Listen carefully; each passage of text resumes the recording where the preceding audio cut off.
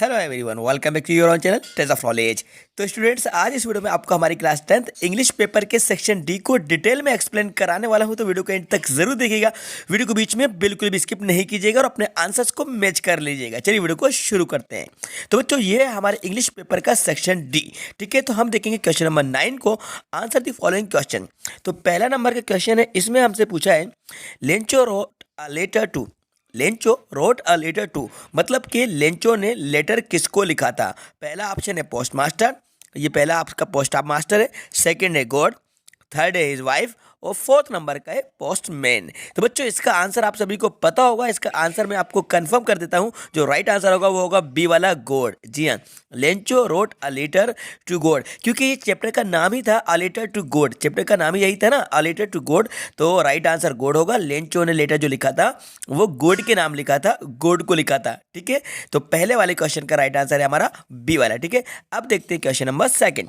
तो ये हमारा सेकंड नंबर का question, how many brothers did young seagull have. तो वो जो यंग सीगुल था उसके कितने भाई थे। 1 2 3 4।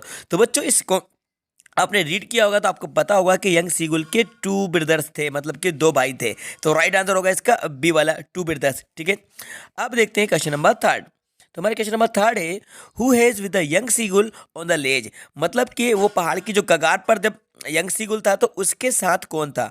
His mother, his father, his brother या फिर ही वॉज अलोन। तो इसका जो राइट आंसर होगा वो होगा ही वॉज अलोन। जी हाँ, उसके साथ कोई भी नहीं था, क्योंकि उसको छोड़कर चले गए थे, जिससे कि वो चाहते थे कि वो उड़ना सीख जाए, अपनी फर्स्ट फ्लाइट को भरे, फर्स्ट उड़ान भरे। तो राइट आंसर होगा ही वॉज अलोन। तो उसके भाई ने, ब्रदर्स ने, मदर्स ने, सब ने उसको अकेला छोड़ दिया था, उसको नसीहत देने के लिए, उसको टीच करने के लिए, जिससे वो उड़ना सीख जाए। ठीक है, तो राइट आंसर होगा ही वॉज अलोन।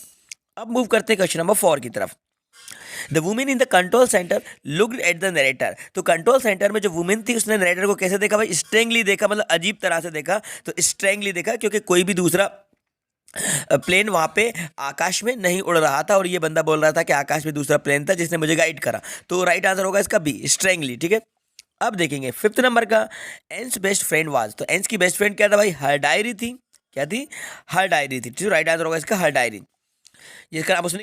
दोस्तों, मुझे पता है आप सब परेशान हो, सीबीएसई ने पैटर्न बदल दिया है हमारा, बट टेंशन मत लीजिए। मजे की बात यह है कि पूरा पैटर्न ऑब्जेक्टिव हो गया, इसलिए हमें करनी है सिर्फ और सिर्फ मॉक टेस्ट की प्रैक्टिस। तो ये एक ऐप है फ्लो, चलो पहले डाउनलोड करो। अब आपको इस प्रैक्टिस सेक्शन में जाना है और सारे सब्जेक्ट्स की, क्लास 12 और क्लास 10 दोनों ही के स्टूडेंट्स के लिए ये एक बनी हुई है, पूरे एग्जाम इन्वायरमेंट की फीलिंग के साथ। इस मॉक पेपर में टाइमर भी लगा हुआ है, तो आपको टेस्ट के एंड पर पता चल जाएगा कि कौन सा सवाल आपने सही किया और कौन सा गलत। हर टेस्ट की अपनी रिपोर्ट जनरेट होती है। दूसरी और ज्यादा इंपॉर्टेंट बात, जिस भी क्वेश्चन में आपको प्रॉब्लम हुई उसे इमीडिएटली आप इस ऐप पर एक्सपर्ट ट्यूटर से पूछ सकते हो, और 60 सेकंड्स के अंदर एक ट्यूटर आपके साथ लाइव कनेक्ट हो जाएगा और आप अपना कंसेप्ट क्लियर कर लो। अभी इंस्टॉल करो और इस बार बोर्ड में आप 100% स्कोर टारगेट करोगे। उसने क्विटी दिया था। ठीक है, अब देखेंगे 6 नंबर का, breed making is popular in. Breed making कहाँ पर पॉपुलर है भाई, गोवा में पॉपुलर है। ये चैप्टर को भी हमने पढ़ा था, तो गोवा में पॉपुलर है, तो इसका राइट आंसर होगा गोवा। ठीक है, अब देखते हैं एक्सटेट विथ क्वेश्चन। तो ये एक एक्सटेट आया हुआ है और इसके नीचे जो क्वेश्चन दिए हैं, तो हम पहले क्वेश्चन को रीड करेंगे, इसका आंसर हम एक्सटेट में सर्च कर लेंगे। पहला क्वेश्चन है, full name of bounce was. तो बाउंस का फुल नेम, तो देखो भाई ये लिखा है विली बाउंस, मिल गया। तो राइट आंसर क्या होगा भाई, बी नंबर का विली बाउंस। ठीक है, बी इसको राइट आंसर है, विली बाउंस, ये आया है आपके एक्सटेट में।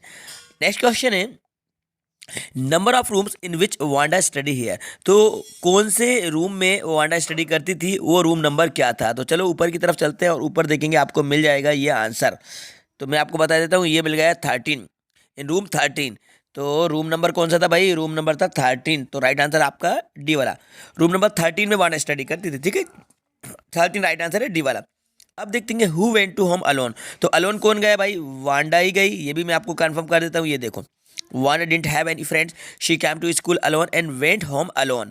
तो वांडा अपने घर अलोन गई, तो राइट आंसर होगा इसका वांडा। ठीक है, ए राइट आंसर है। अब आ जाते हैं हमारे extract based question from poem. Poem से क्वेश्चन लिए गए। तो पहला क्वेश्चन है, what has happen to the boy. भाई बॉय के साथ क्या हुआ था, द बॉय वॉज अम्यूजिंग था, द बॉय वॉज हैप्पी था, द बॉय वॉज चीयरफुल था, या द बॉय वॉज सैड था। तो भाई द बॉय वॉज सैड, मतलब कि लड़का जो था वो दुखी था। क्यों दुखी था, क्योंकि उसकी जो बाल थी तो बाल कहाँ पे चली गई थी, बाल उसकी वाटर में चली गई थी, पानी में चली गई थी, इसलिए वो जो लड़का जो था वो सेड हो गया था, ठीक है, क्योंकि बाल उसकी पानी में चली गई थी, ठीक है। नेक्स्ट है which word means the same as merely. Merely का मीनिंग आपको बताना है तो वो होगा आपका जोवियली, ठीक है, सी इसका राइट आंसर है जोवियली। मेयरली मतलब होता है खुशी, मतलब हैप्पीली, तो इसका राइट आंसर होगा जोवियली। सिनोनिम्स पूछा है, बाकी सब इसके एंटोनिम्स से, तो राइट आंसर होगा इसका सी वाला। The boy has lost his ball, it is in water. तो कहाँ गई थी भाई, वाटर में गई थी भाई, तो राइट आंसर होगा डी। तो वो बॉय जो बाल को खोया था उसकी बाल जो थी वो वाटर में चली गई थी, डी इसका राइट आंसर, ठीक है। तो इस तरह से मैंने आपको सेक्शन डी के जो एमसीक्यूज थे एक्सरसाइज को एक्सप्लेन करा दिया है, सारे क्वेश्चंस के आंसर मैंने आपको बता दिए हैं। तो उम्मीद करता हूँ ये वीडियो आपको पसंद आई होगी, तो इस वीडियो को लाइक करिए, अपने दोस्तों के साथ शेयर करिए, और यदि चैनल पर नए हैं तो चैनल को सब्सक्राइब कर लीजिएगा। Thanks for watching.